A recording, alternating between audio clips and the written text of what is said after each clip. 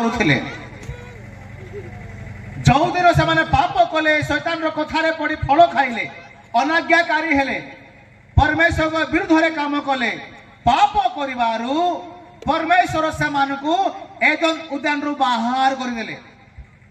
ତୁମମାନଙ୍କୁ ବାହାରିବାକୁ ପଡିବ, ଏଦେନ ଉଦ୍ୟାନରୁ ବାହାରିବାକୁ ପଡିବ। ଆଦମ ବାବା କହୁଛନ୍ତି, ପ୍ରଭୁ ଆମେ ତୁମ ବିରୁଦ୍ଧରେ ପାପ କରିଛୁ, ତମର କଥା ମାନିଲୁ ନାହିଁ, ଆମକୁ ବାରମ୍ବାର କହିଲ ତମେ ଫଳ ଖାଅ ନାହିଁ ବୋଲି, ହେଲେ ବି ଆମେ ଫଳ ଖାଇଯାଇଛୁ, ଆମର ଭୁଲ ହେଇଗଲା।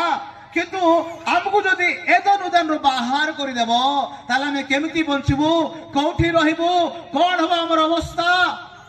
ଆମେ ଆମେ ତମର ସହିତ ରହୁଛୁ, ଆମେ ଭଲରେ ଅଛୁ, ଭଲରେ ଶାନ୍ତିରେ ରହୁଛୁ, ହେଲେ ଆମକୁ ଯଦି ତମେ ଆମକୁ ତୋଡ଼ିଦେବ, ଏଦେନ ଉଦ୍ୟାନରୁ ବାହାର କରିଦେବ, ତାହେଲେ ଆମେ କୋଉଠି ରହିବୁ, କୋଉଠି ଯିବୁ, କଣ ହବ ଆମର ଅବସ୍ଥା?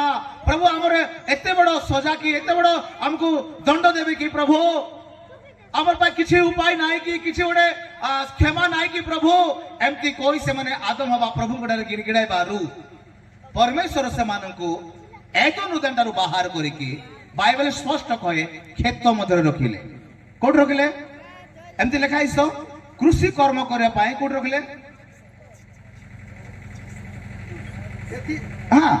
ଏଥିପାଇଁ ସଦାପ୍ରଭୁ ପରମେଶ୍ୱର ଏଦେନ ଉଦ୍ୟାନରୁ ତାଙ୍କୁ ବାହାର କରିଦେଲେ। ଓ ସେ ଯେଉଁ ମୂର୍ତ୍ତିକାର ନୀତ ହୋଇଥିଲେ, ତହିଁରେ କୃଷି କର୍ମ କରିବା ପାଇଁ ତାଙ୍କୁ ନିଯୁକ୍ତ କଲେ।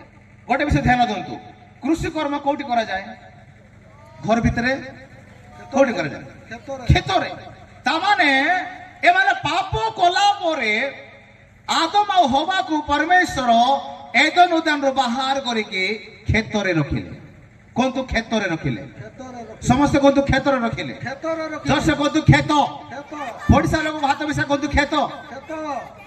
କେତେ ଲୋକ କ୍ଷେତ ଦେଖିଛନ୍ତି? କିଏ ଦେଖିନଥିବେ ବୋଧେ? ମୁଁ ଆগে ଦେଖିଛି। ଦେଖିଛନ୍ତି ନା କ୍ଷେତ? ପ୍ରାୟତଃ ଏଠି ଚାଷବାସ କରିବା ଲୋକମାନେ ଥିବେ।